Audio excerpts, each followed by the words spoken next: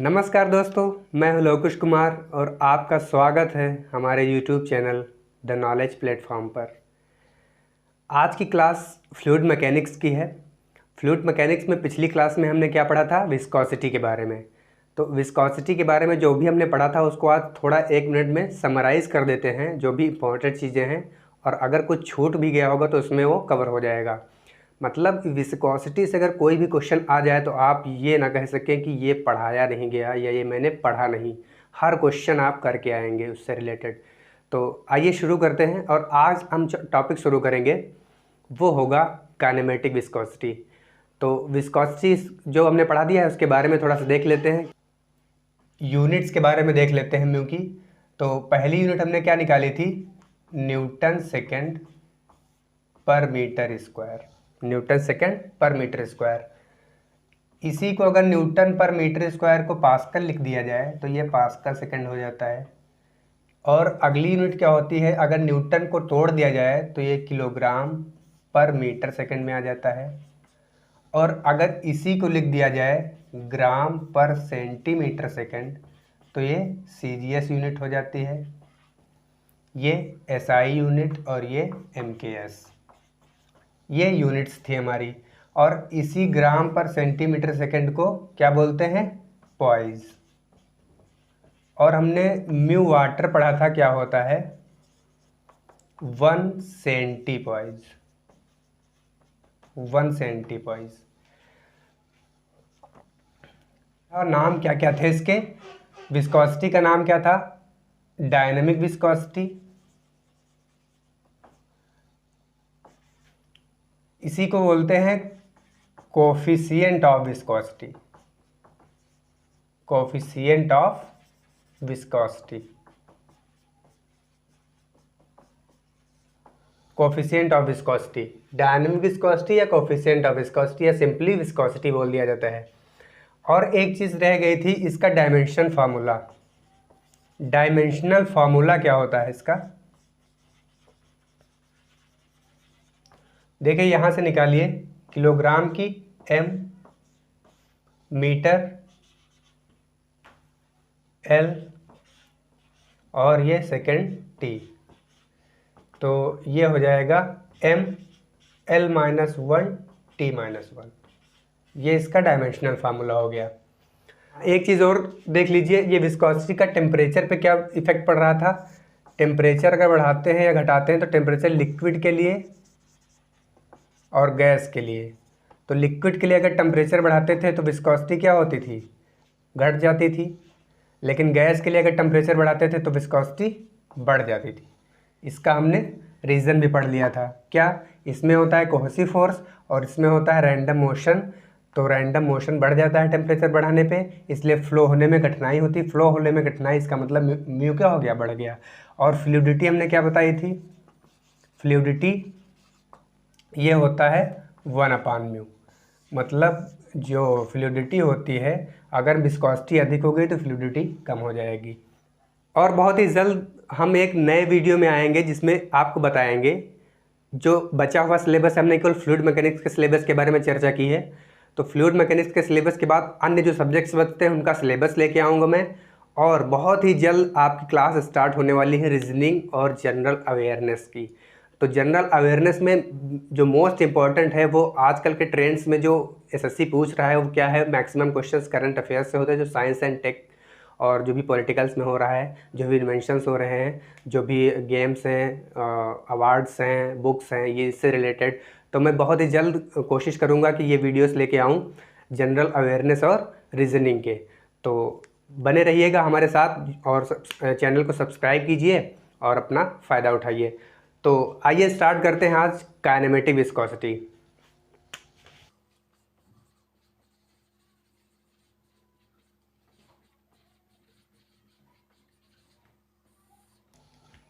या इसी को बोलते हैं मोमेंटम डिफ्यूजिबिलिटी। Momentum diffusibility.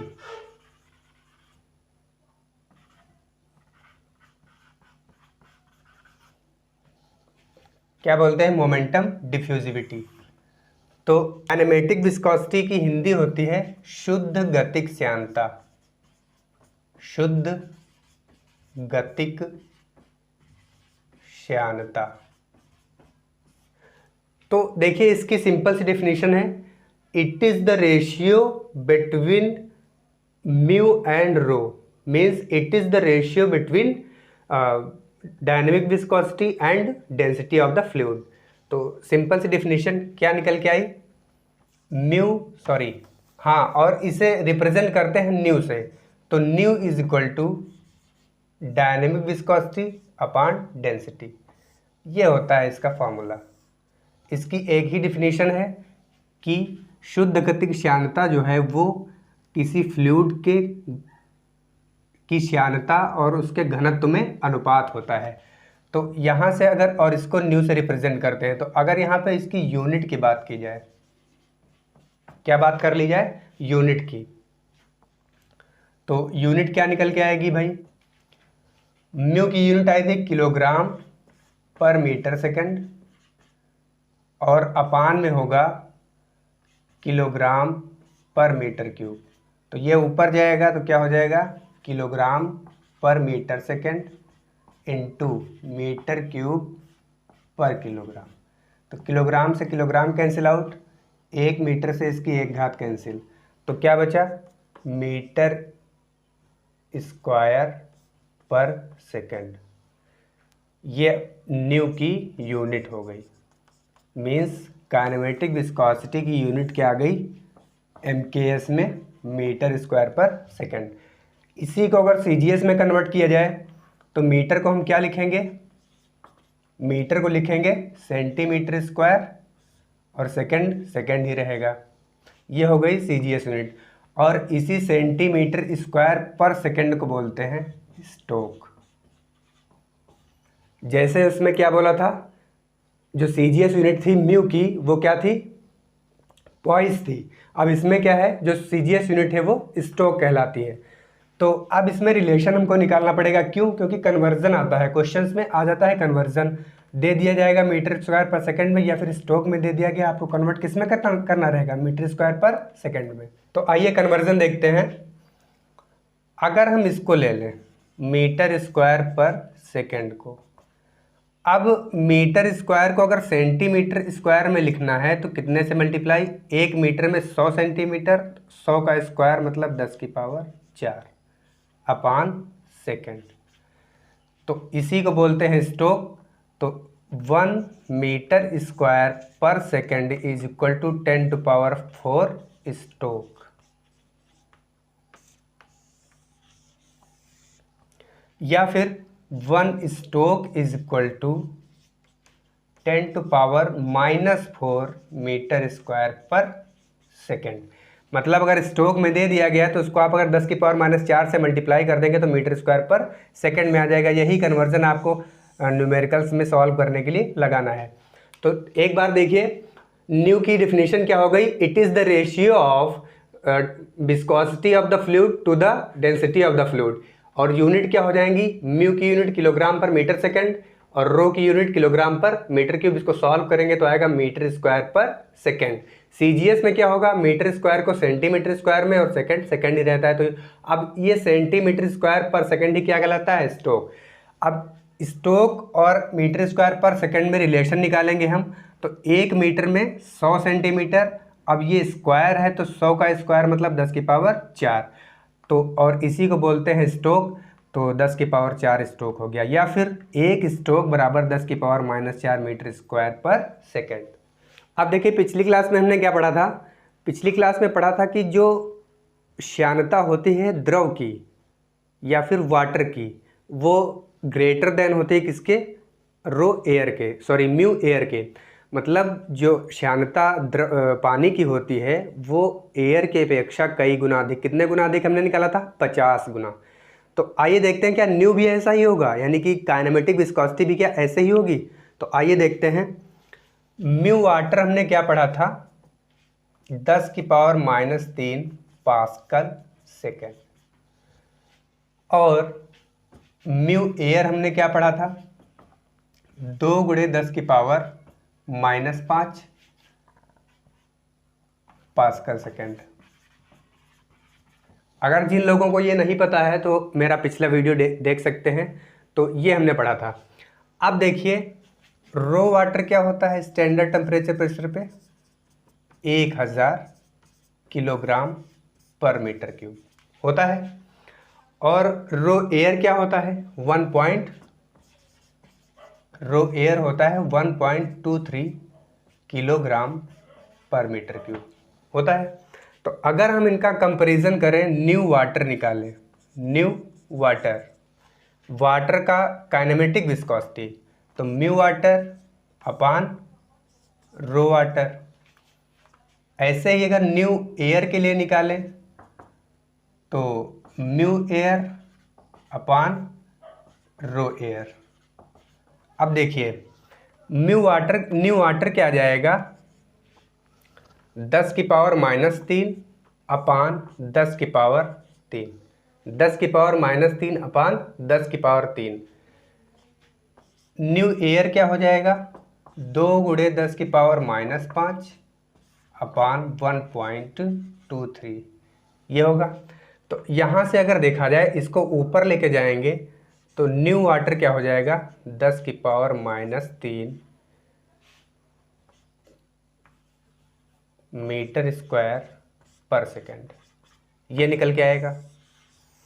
अब अगर इसको हम सॉल्व करें तो ये आता है 1.67 × 10 की पावर -5 मीटर स्क्वायर पर सेकेंड।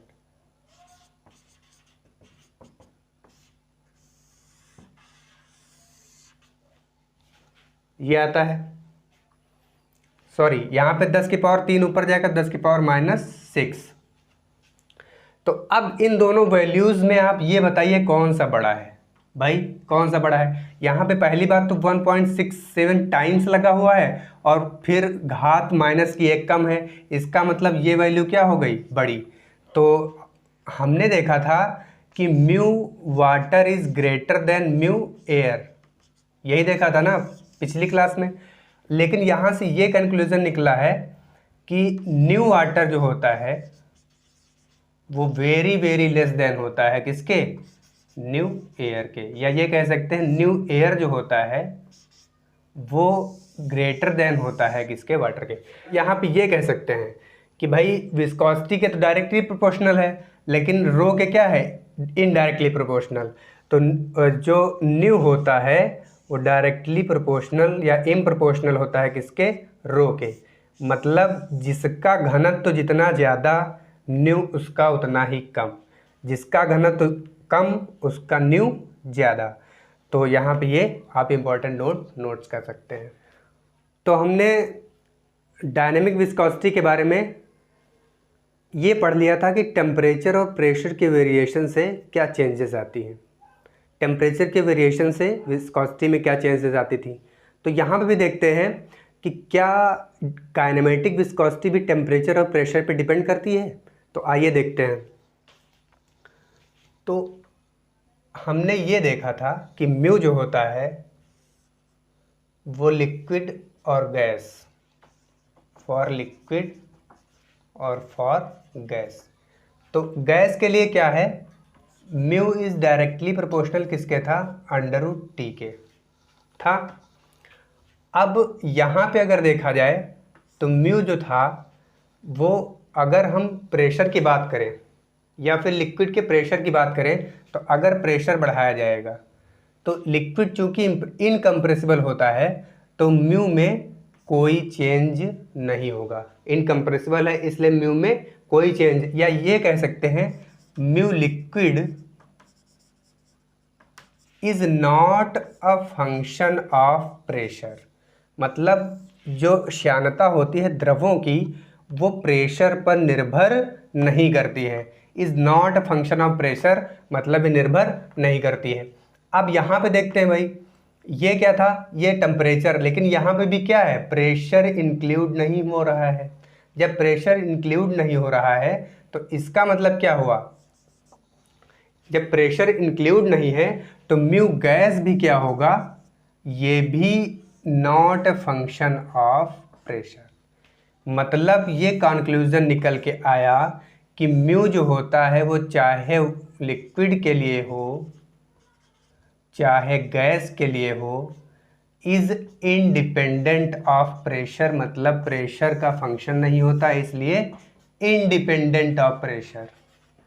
तो बड़े बड़े अक्षरों में लिख लीजिएगा कि ये जो डायनेमिक विस्कोसिटी होती है वो प्रेशर पे डिपेंड नहीं करती है।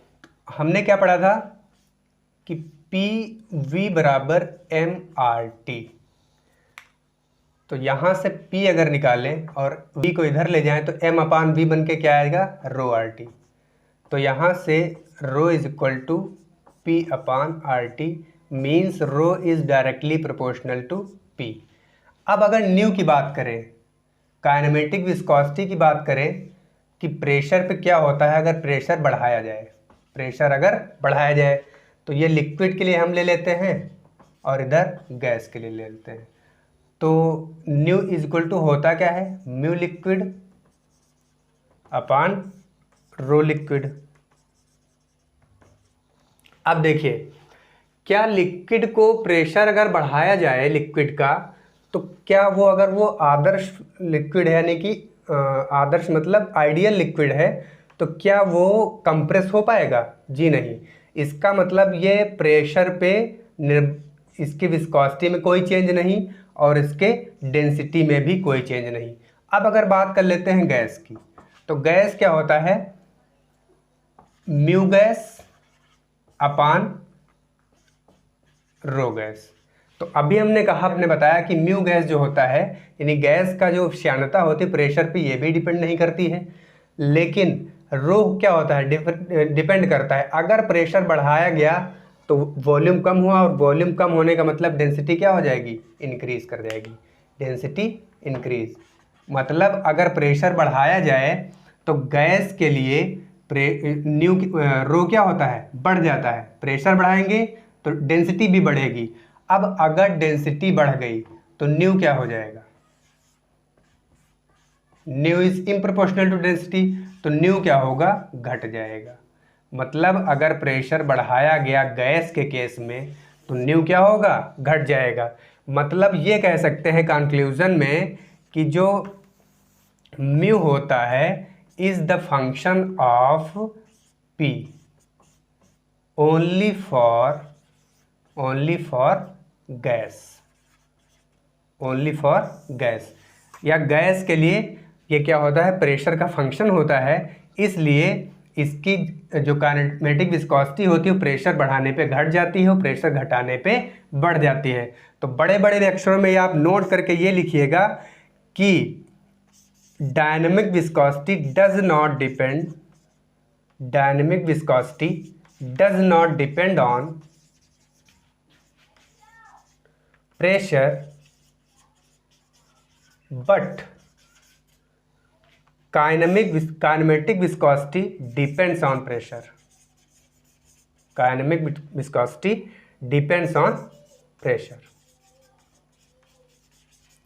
बहुत ही अच्छा पॉइंट ये है यहाँ पे कंक्लूजन के रूप में, तो आप इसको नोट कर लें। तो अभी आपने देखा कि किस तरह से चीज़ें एक दूसरे से इंटर रिलेटेड हैं, को रिलेटेड हैं।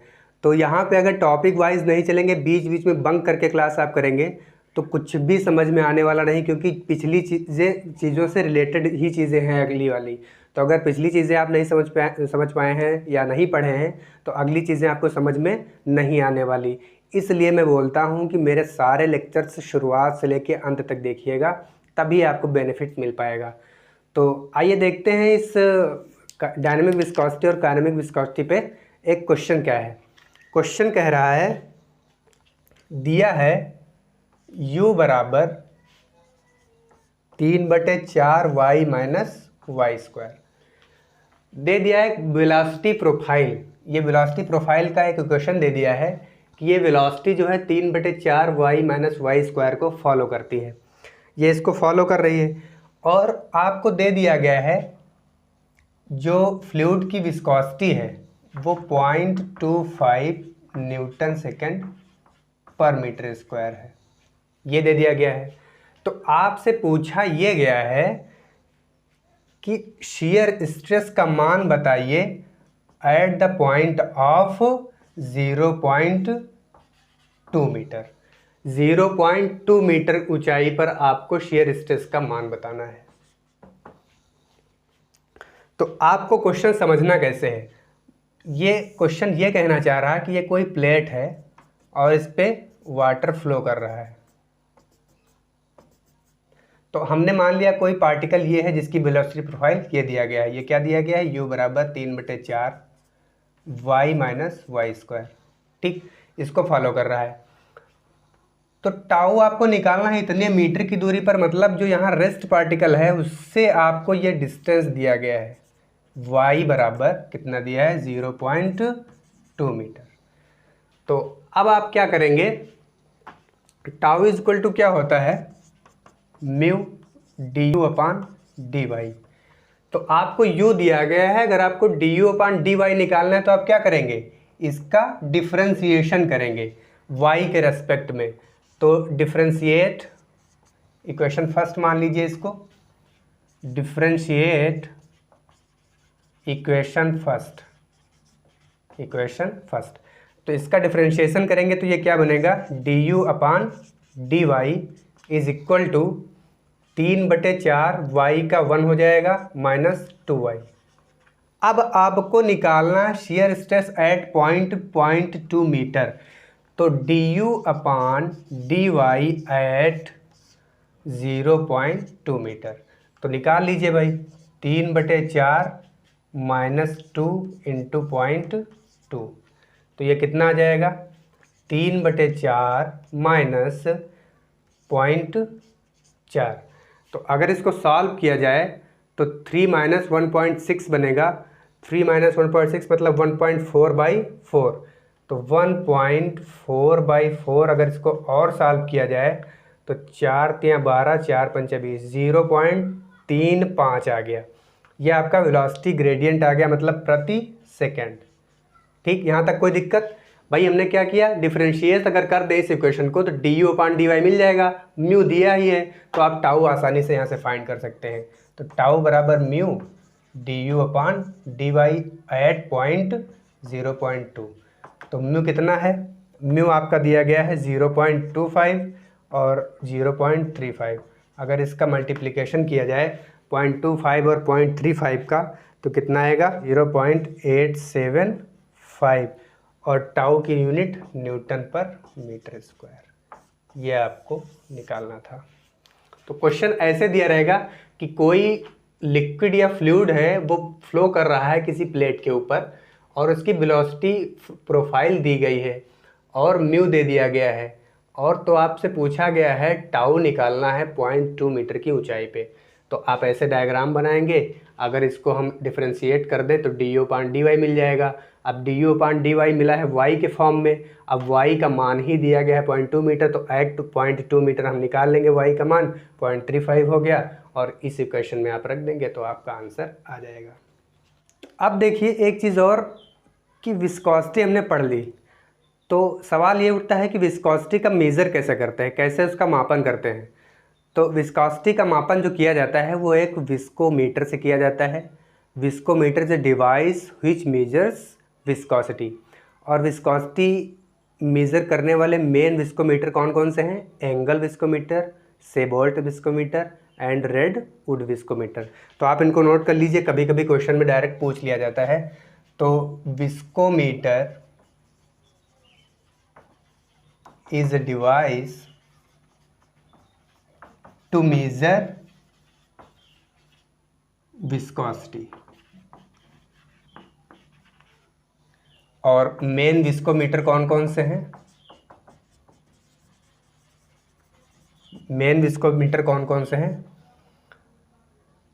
सेबोल्ट, रेडवुड, एंगल। ये 3 मेन विस्कोमीटर हैं जिनसे आप विस्कोसिटी मेज़र कर सकते हैं। तो पिछली क्लास में हमने न्यूटन्स लॉ ऑफ विस्कोसिटी के बारे में बता दिया था, तो उसको एक बार से फिर से रिवाइज कर लेते हैं कि न्यूटन्स लॉ ऑफ विस्कोसिटी क्या कहता है कि जो किसी फ्लूइड में दो सतहों के बीच जो कि किसी डिस्टेंस पे हैं उनके बीच जो डेवलप होता है शेयर स्ट्रेस वो डायरेक्टली प्रोपोर्शनल होता है वेलोसिटी ग्रेडियंट या rate of change of shear strain या डिफॉर्मेशन।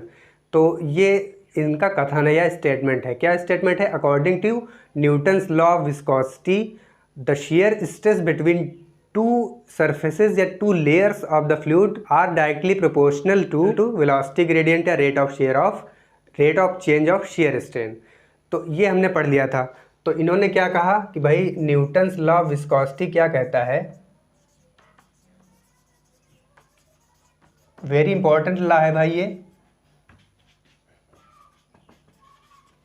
इन्होंने कहा कि जो शेयर स्ट्रेस डेवलप होता है वो डायरेक्टली प्रोपोर्शनल होता है वेलोसिटी ग्रेडियंट या rate of change of shear strain, ये डायरेक्टली प्रोपोर्शनल होता है। तो अगर यहाँ से हम प्रोपोर्शनल का साइन हटाते हैं तो एक कांस्टेंट विस्कोसिटी आता है जिसको बोलते हैं विस्कोसिटी। तो एक फार्मूला ये बनता है, और अगर हम इसको ऐसे करें तो म्यू डी फाई अपान डी टी बन जाएगा। ये कुछ फ्लूइड ऐसे भी होते हैं जो इनके कथन को या स्टेटमेंट को फॉलो नहीं करते हैं। तो जो भी इनके कथन को फॉलो करते हैं या फिर जो न्यूटन्स लॉ ऑफ विस्कोसिटी को फॉलो करते हैं उनको बोला गया न्यूटोनियन फ्लूइड, न्यूटोनियन फ्लूइड। और जो इस लॉ को फॉलो नहीं करते हैं उनको बोला गया non Newtonian fluid, non Newtonian fluid. जो न्यूटन्स लॉ ऑफ विस्कोसिटी को फॉलो करें न्यूटोनियन फ्लूइड कहलाते हैं, और जो इस लॉ को फॉलो ना करें वो नॉन न्यूटोनियन फ्लूइड कहलाते हैं। तो अगली क्लास बहुत ही इंपॉर्टेंट होने वाली, बहुत ही इंटरेस्टिंग होने वाली है। आज की क्लास में बस इतना ही, बने रहिए हमारे साथ। अगर आप चैनल पर नए आए हैं तो सब्सक्राइब कीजिए, और अगर पसंद आया हो आपको वीडियो तो लाइक और शेयर भी कीजिए। तो और एक चीज़ ये देखिए, यहाँ पे एसएससी लेवल में क्या है वो हम एक अलग वीडियो में बताएंगे कि किस लेवल के क्वेश्चंस आते हैं, क्या क्या सिलेबस रहता है। हम पहले ही इंडिकेट कर चुके हैं कि सिर्फ और सिर्फ एकेडमिक बेस पे आप सिलेक्शन नहीं ले सकते हैं, आपको ईएस या गेट लेवल की तैयारी करनी है। तो यहाँ पे जो भी टॉपिक डिस्कस किया जाएगा पूरा डिटेल में डिस्कस किया जाता है, इसलिए टाइम टेकिंग हो जाता है। एक ही टॉपिक काफ़ी लंबा चल जाता है, मतलब कोई भी क्वेश्चन उससे रिलेटेड आपको छूटना नहीं चाहिए। तो हम यहाँ पे एसएससी जेई में ईएससी से लेकर गेट लेवल तक के सिलेबस को कवर कराने की कोशिश करेंगे, जो भी एसएससी के फेवरेट टॉपिक हैं उनसे। तो आज के लिए बस इतना ही, बने रहिए हमारे साथ। धन्यवाद।